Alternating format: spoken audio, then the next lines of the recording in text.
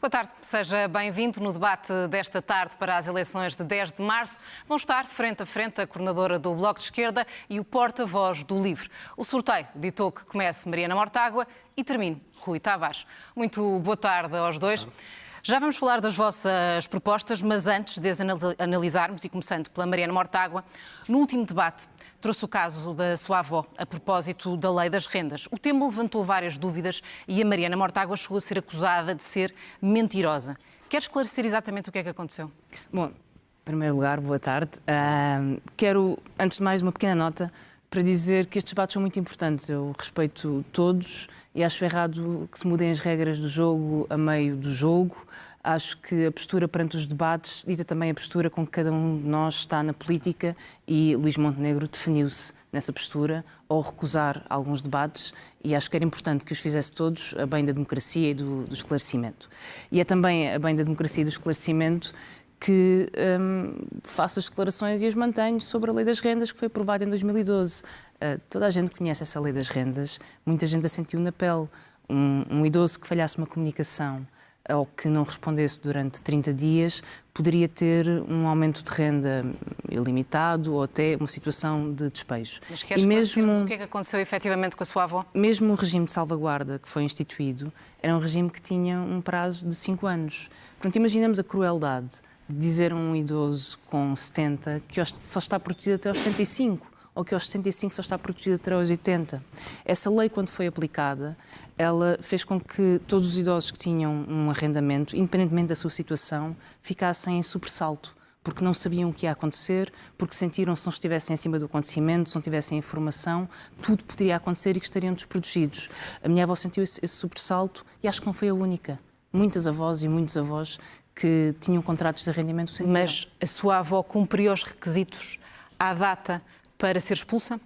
O que eu digo e mantenho é que em 2012 foi aprovada uma lei muito cruel, porque criou regras que fizeram com que quem não fosse capaz de responder atempadamente, que não tivesse informado, e mesmo sendo capaz de responder atempadamente, tendo um regime de salvaguarda que era meramente temporário, criou um regime de insegurança e de sobressalto em todos os idosos, não só nos idosos, mas particularmente nos idosos, que a partir do momento em que recebiam uma carta de senhorio, ficavam em sobressalto sem saber o que lhes podia acontecer. E esse é um medo que foi sentido e que eu acho que foi de uma enorme crueldade. Mas acabou por não me responder se a sua avó efetivamente cumpria esses requisitos à luz do novo regime de arrendamento urbano do ano de 2012. Não faz muito sentido discutir as questões particulares. Eu acho que o que eu disse e mantenho é que cada idoso terá tido a sua situação particular, todos eles situações diferentes, mas há uma coisa comum entre todos os casos, que é o sobressalto e o medo daquilo que ia acontecer.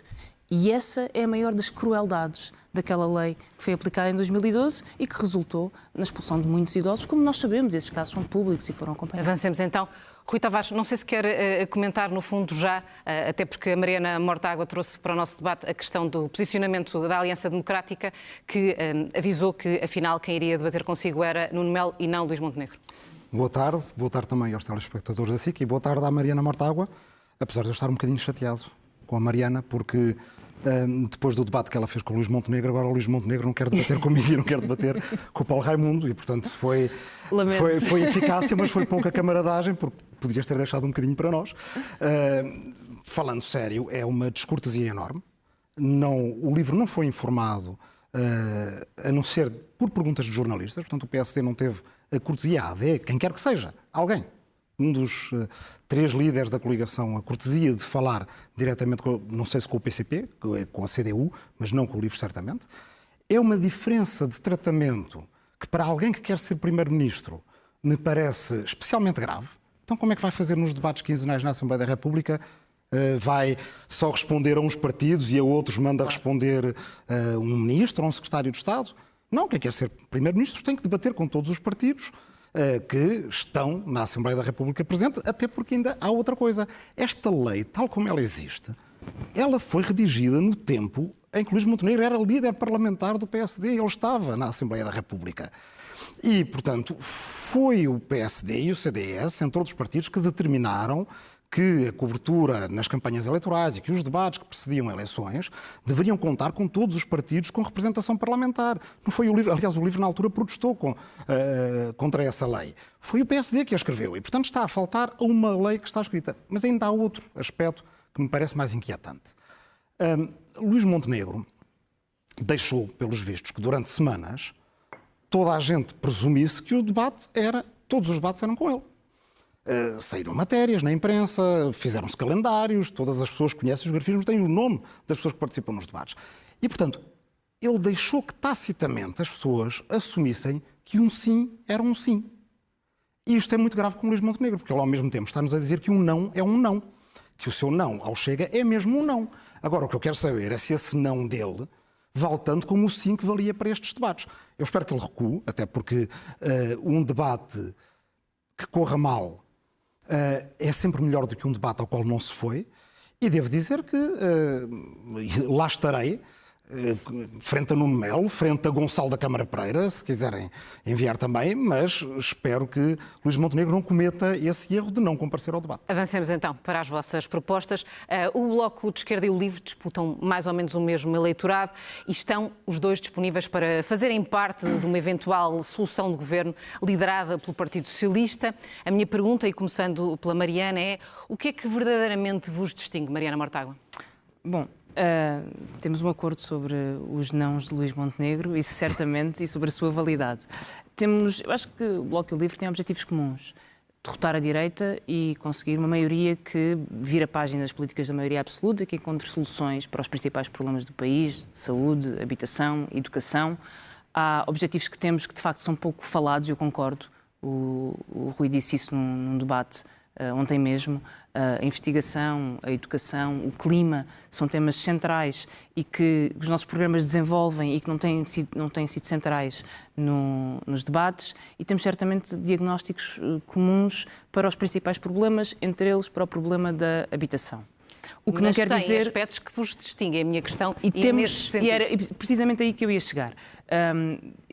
Temos um diagnóstico comum, que é a pressão de luxo sobre o mercado imobiliário, sobre as cidades. O Rui falava ontem sobre Portugal estar no topo dos países que são procurados por milionários a nível mundial, e falava dos mega milionários do Dubai. Eu não podia estar mais de acordo, e por isso defendo que se proíba a venda de casas no centro das cidades, as zonas pressionadas, a não residentes. Ou seja, a venda de casas é para quem quer viver independente da sua nacionalidade e não para quem quer uma segunda casa, uma casa para passar meia dúzia de meses durante as férias. Na altura, o Rui fez-me uma acusação de demagogia nacionalista, de abrir as portas à demagogia nacionalista. Eu acho que essa acusação não faz sentido, porque esta é, na verdade, a única proposta que consegue impedir essa procura ilimitada de milionários sobre o mercado da habitação, que está a fazer subir os preços, como diz o Banco de Portugal, que os preços em média são 95% superiores em transações não residentes, ou como o INE diz no último boletim. Até porque sabemos que, enquanto nós não estancarmos esta procura milionária externa, que não procura Portugal para viver, mas para especular ou para passar meia dúzia de meses por ano, é muito difícil que as outras medidas façam sentido, porque há sempre uma procura ilimitada por casas e por construção de luxo e por mercado de luxo que está a inflacionar o preço das casas. Rui Tavares, para além desta demagogia nacionalista, e estou a citá-lo, usando as palavras da Mariana Mortágua, o que é que verdadeiramente distingue o LIVRE, o projeto do LIVRE, do projeto que o Bloco de Esquerda oferece aos portugueses? Bem, é uma citação em segunda mão, mas vamos lá. Eu não acho que a gente esteja a disputar eleitorados de esquerda, como dizia a peça antes do debate. Acho que se estivéssemos a disputar eleitorado, claro, acolhemos todos os partidos, acolhem todos os votos que vierem, venham de onde vêm. E que todos os partidos querem ter sempre mais votos, mais deputados, mais capacidade de representação.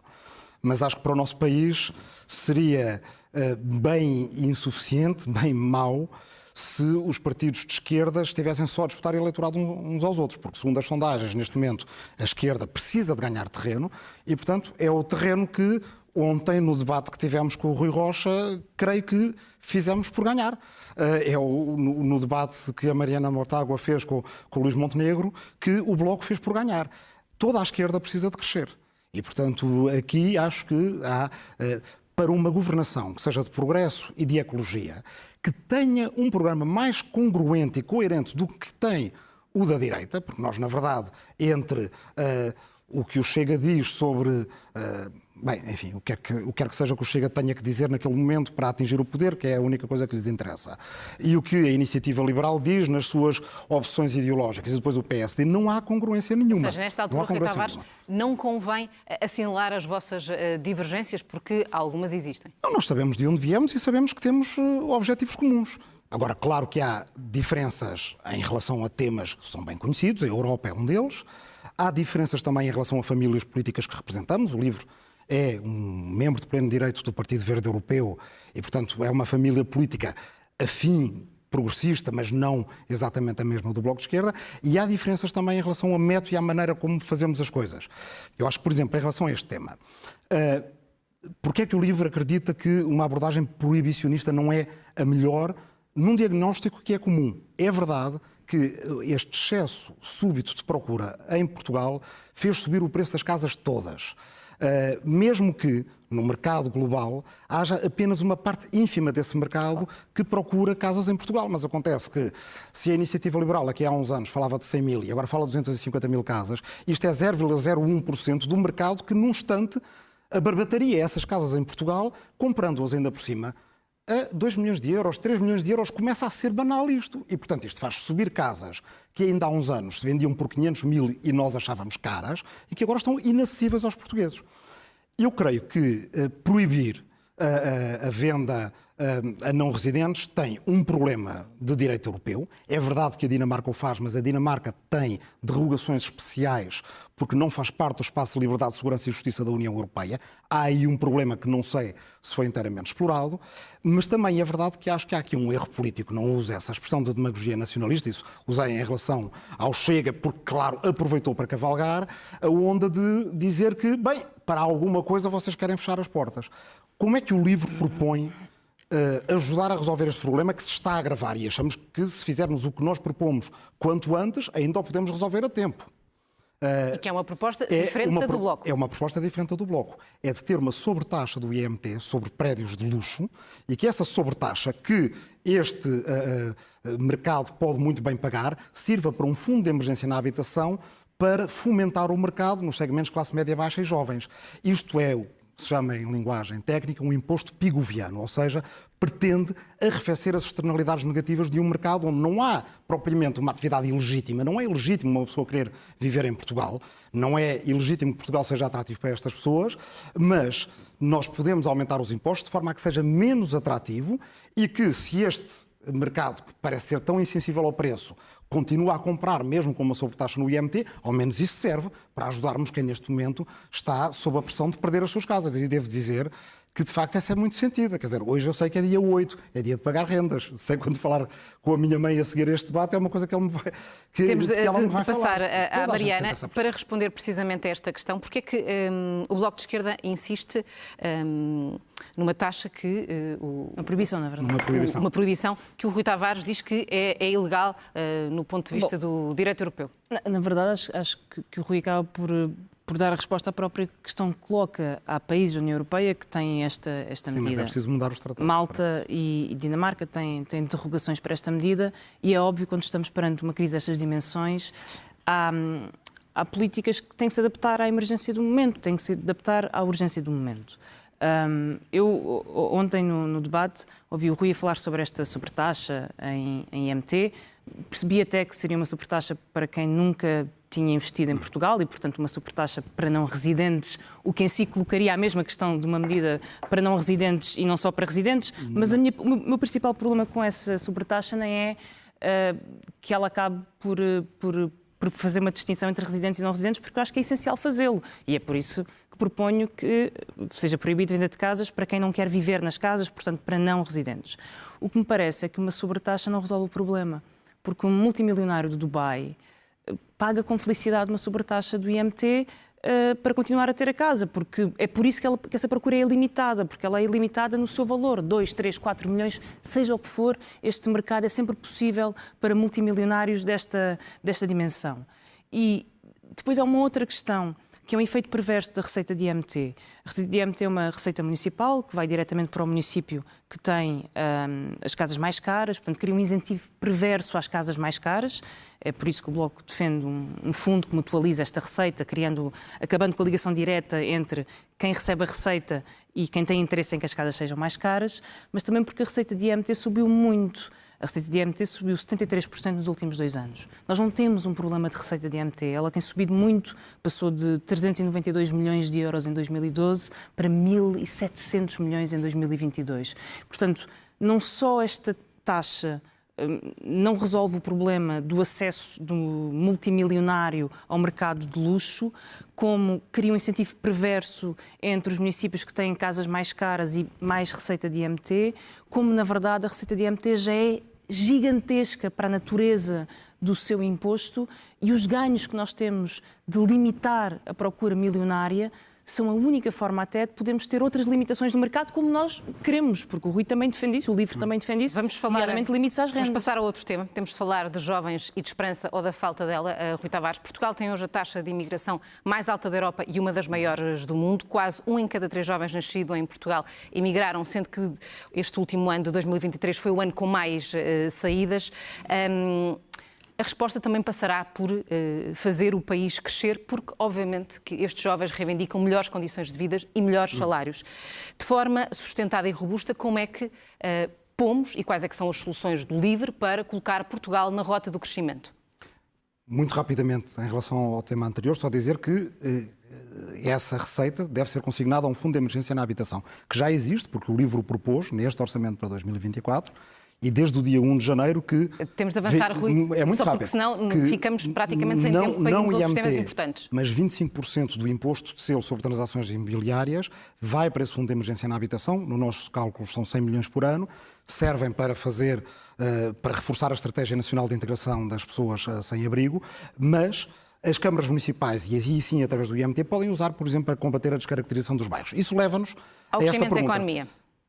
O crescimento da economia por si só, se não for aliado a uma melhoria da qualidade de vida, a uma sustentabilidade do nosso país e a podermos, com o dinamismo que alguns têm e a quem devemos dar asas, assegurar a dignidade de todos, é um crescimento apenas pelo crescimento. E esse nós achamos que não é interessante. O que nós sabemos é que os jovens que saem de Portugal, eles saem menos do que saíram no tempo da Troika, também é preciso que se diga, e a direita nunca o diz. E saem. Ainda que neste último ano batemos um número recorde, em 2023. Saíam muito mais durante o tempo da Troika. A imigração portuguesa, a emigração e reemigração, gente que já tinha estado lá fora, que voltou, às vezes aposentada e que depois voltou a sair, no tempo da Troika teve, quer dizer, a níveis que só comparáveis com os do tempo da Guerra Colonial. Mas é algo que ainda se mantém. A verdade é essa. É verdade. E há cada vez mais jovens a quererem sair. A minha pergunta era muito concreta. Porquê? Soluções para pôr o país a crescer que devolvam, que no fundo deem perspectivas aos jovens de terem melhores salários e melhores condições de vida. Temos que entender o porquê. Um deles é evidente, os melhores salários. Nós vivemos num espaço de liberdade de circulação na União Europeia do qual nós somos adeptos e que permite aos jovens que não tenham que esperar porque os políticos do nosso país venham paulatinamente a fazer convergir o país com a média da União Europeia. Eles podem, mudando de país na União Europeia, passar para a vanguarda da União Europeia. E, portanto, Portugal tem que sair do paradigma em que jogar para o empate era bom, é da anterior geração de políticos em Portugal, e temos que passar, nesta nova geração que existe hoje em dia, para um paradigma no qual Portugal pode estar na vanguarda da União Europeia em vários setores. São na transição energética, na ecologia, na defesa da biodiversidade, no restauro da natureza, na educação, na ciência, na construção em Portugal daquilo que pode ser uma plataforma para uma elite de serviço europeia e atlântica que sim paga bem, salários mais altos, mas não só. As pessoas vão à procura de qualidade de vida e, portanto, excelentes serviços públicos. Acho que à esquerda estamos de acordo que não devemos recuar 1 milímetro no Estado Social e devemos inovar no Estado Social. Espero que venhamos a falar disso. E vão à procura de uma coisa também. Sair da ansiedade, da angústia permanente em que os seus pais viveram e os jovens vivem quando estão em Portugal, com o fim do mês, com a privação material, ou seja, portanto, com um para objetivo que tem que voltar... A preocupação não é tanto o crescimento em si da economia, mas é tudo o que A nossa está à volta. preocupação fundamental deve ser erradicar a pobreza como fenómeno estrutural no nosso país. Esse é o grande desígnio de Vamos Portugal. Vamos passar a Mariana Mortágua. Soluções para pôr Portugal a crescer de forma mais sustentada? Bom, enfim, isso é a pergunta para todo eu deixo ficar aqui o programa eleitoral do Bloco, é algo que é um discurso mais da direita, e a direita muitas vezes acusa os partidos de esquerda de não se preocuparem com o crescimento económico do país. Só que a direita não sabe como é que se faz crescimento económico. A direita acha que se diminui o IRC, a economia cresce e, portanto, está sempre isenta de ter um debate sério sobre quais são as prioridades, que setores é que se desenvolvem, como é que se aumenta salários. É que eu esteja a colocar essa questão a dois representantes da esquerda. Sim, eu só quero complementar uma coisa que o Rui dizia com toda a razão. Durante os 4 anos da Troika, na verdade, saíram mais de 100 mil pessoas do país. Em 2022 eram 60 mil. Sai demasiada gente do país. Só enfermeiros no último ano, mais de 1 milhar, pôs pedidos, 1.700 fizeram pedidos para sair do país, o que quer dizer que Portugal é incapaz de reter gente qualificada e gente que faz falta ao SNS e aos serviços públicos. Como é que isto se combate? Em primeiro lugar, com melhores salários. Os salários não sobem por milagre nem por decreto. O salário mínimo sim, e temos uma convergência sobre o valor até e o percurso para o aumento do salário mínimo. A partir daí é preciso um trabalho de combate à precariedade, de reforço de contratação coletiva, de combate à exploração, por exemplo, no trabalho por turnos.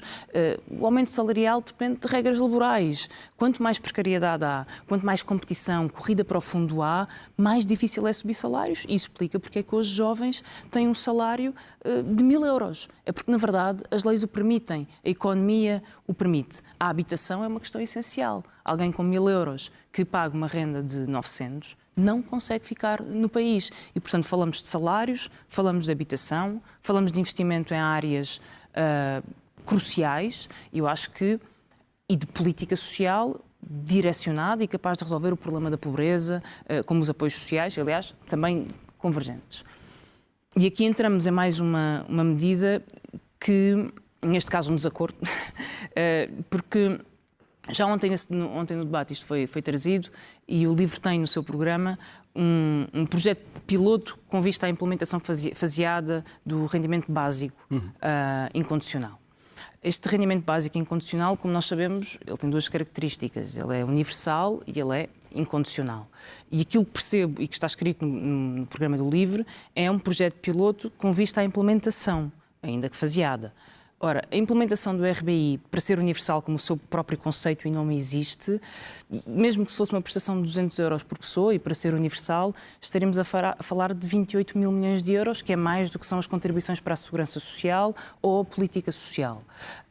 Acho que era importante esclarecer esta questão, porque há um conflito à partida entre o rendimento básico universal e o seu custo e os seus gastos para ser universal e incondicional. Eu sei que é um projeto piloto que o LIVRE defende, mas é um projeto piloto com vista à implementação. E acho difícil de compreender porque é que se faz um projeto piloto de uma coisa que não se pretende implementar ou fazer. Podemos passar ao Rui Tavares para responder. E fazendo, tem custos que são incomportáveis com o Estado Social. Há pouco disse que o ano passado, 2023 tinha sido o ano de recorde e, na verdade, queria ter dito 2013, fica essa a minha correção. Acho que foi 120 mil pessoas. Ou por aí. Exatamente. Rui Tavares, de facto foi este um assunto que marcou a sua candidatura há 2 anos, mas pedi então que respondesse à Mariana Mortágua. Mas está esclarecido e já estava esclarecido nessa altura. Porquê é que o LIVRE quer saber mais? Porque o conhecimento em si é um valor. E eu vejo muita gente, à esquerda como à direita, que tem muitas certezas sobre o rendimento básico incondicional. Uns porque acham indesejável, um instrumento que erradicaria a pobreza, outros, certamente, não é o caso da Mariana, porque têm questões sobre, implementação dele com fontes de rendimento, outros ainda porque acham que isto vem destruir certas outras provisões do Estado Social. E, portanto, estamos assim um bocadinho numa discussão que faz lembrar um bocadinho as discussões sobre a gravidade antes do Copérnico. Quer dizer, e o que o LIVRE diz é, experimente-se. 20 a 30 milhões de euros e, portanto, ordens de magnitude abaixo do que aquilo que a Mariana disse, e eu sei que a Mariana frisou que era um projeto piloto, foi o que propusemos no Orçamento de Estado, que pode ser testado em 2 comunidades portuguesas, uma do interior, outra numa área metropolitana, uma numa ilha de um dos nossos arquipélagos ou onde quer que seja, e que nos permite saber o quê? permite-nos saber aquilo que, por exemplo, no teste que foi feito na Finlândia, deu para perceber, que é entre RSI e RBI, as pessoas que tinham RSI procuravam menos trabalho, menos emprego, porque tinham medo da guilhotina de deixar de receber aquele rendimento. E com o RBI, como essa guilhotina não existia, era um incentivo à procura de trabalho, exatamente ao contrário do que diz a direita. Por outro lado, permite-nos resolver muitos problemas administrativos, porque, na verdade, nos últimos anos nós temos feito rendimentos básicos e incondicionais, nós no mundo, de emergência, ou ad hoc, ou pontuais, ou transferências diretas para as contas bancárias das pessoas. Aliás, isso aconteceu em Portugal. E deparamos com problemas de implementação, que têm a ver com pessoas que não deviam receber, recebem, pessoas que recebem 2 vezes, pessoas que não têm conta bancária e que precisam de receber por vale postal, que aliás é uma luta do Bloco e correta, bem feita, porque nem toda a gente tem conta bancária em Portugal. E, portanto, tal como na semana de 4 dias, em que achamos muito importante testar antes de implementar, e aí também há uma diferença porque o LIVRE propunha e propôs a semana de 4 dias e fez-se o projeto piloto, e se bem entendo, o Bloco quer passar para a implementação legal, quer legislar a semana de 4 dias, e aquilo que o LIVRE diz é que precisamos antes de alargar o projeto. Nós fizemos semana de 4 dias com 1000 trabalhadores de 40 empresas. Os resultados são fantásticos, as pessoas têm menos ansiedade, menos distúrbios do sono, fazem melhor conciliação com a vida quero só comentar familiar. essa questão, porque mas o que nós queremos é alargar o teste a milhões e não milhares. Partilham esta medida da semana de 4 dias? Partilhamos a semana de 4 dias. Aliás, a redução do tempo de trabalho é uma das formas de fixar jovens em Portugal. E isso é o que dizem... É uma das coisas que as pessoas procuram. É o que nós sabemos, os procuram. Mas é possível e aplicável a todos os setores? Bom, acho que... Para já temos que ver quais são os setores. Não há falta de mão de obra, mesmo a administração pública, as empresas que já tem tanta falta de pessoas. Todos os dados sobre a semana de 4 dias mostram que a produtividade aumenta, que é possível ter resposta dos serviços, que há uma adaptação que acontece e já há experiências sobre isso e, portanto, tudo nos diz que devem ser alargados e devemos caminhar para aí. Mas eu queria só voltar ao RBI por uma razão simples. Muito rapidamente, porque há mais um tema que temos que discutir e estamos a ficar sem tempo. Porque estamos a falar sobre um apoio social e a forma como ele é atribuído, totalmente de acordo. Acho que o Bloco também defende uma reformulação dos apoios sociais. Outra coisa diferente é falar no rendimento básico universal. E o rendimento básico universal e é incondicional, mas é universal. E há 5 anos que o LIVRE apresenta isto nos seus programas e torna-se um bocadinho estranho que o apresente sem assumir que se é para ser universal ou não, porque senão não é rendimento básico. Estamos na reta final mesmo. Este tema, eu agora vou ter que começar com a Mariana para depois fecharmos o debate com o Rui Tavares. A Europa confronta-se nesta altura com uma guerra nas suas fronteiras, quase há 2 anos, e com uma situação internacional particularmente tensa. O Bloco de Esquerda está disposto a discutir nos orçamentos um significativo reforço do orçamento da despesa de defesa face às obrigações de Portugal em relação à NATO e também ao risco global de guerra, ou continua a defender a ideia de que Portugal deve sair da NATO porque a Aliança Atlântica, na opinião do Bloco, e agora estou a citar o que diz o seu programa, promove estratégias de tensão em todo o mundo? Bom... Em primeiro lugar, para acabar só a frase anterior, a divisão era entre o apoio social ou um rendimento universal. Acho que devemos distingui-lo para não criar ilusões que depois sabemos que não podem ser concretizadas porque não são suportáveis do ponto de vista financeiro. Relativamente à NATO, e para não fugir da questão, em primeiro lugar, o Bloco de Esquerda apoia a autodeterminação dos povos, tal como a Constituição o diz, e por isso apoiamos a Ucrânia, o direito à defesa da Ucrânia desde o primeiro momento, e apoiamos o apoio à Ucrânia e o apoio à defesa da Ucrânia, e que isso não esteja em causa. Eu acho que isso nunca foi uma polémica com o Bloco. Relativamente à NATO, sabemos o contexto histórico. A decisão de entrada da NATO foi uma decisão da ditadura portuguesa de Salazar.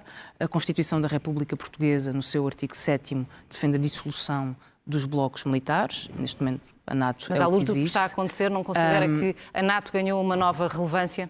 Não, é óbvio que a NATO, que estava, como dizia o Presidente Macron, em morte cerebral, surge depois da guerra da Ucrânia e da invasão de Putin de uma outra forma. Mas isso não apaga o que diz a Constituição da República Portuguesa, não apaga a posição histórica do Bloco. Mas ainda assim, só para que fique claro, já estamos mesmo na reta final, o Bloco de Esquerda continua a defender a saída de Portugal da NATO?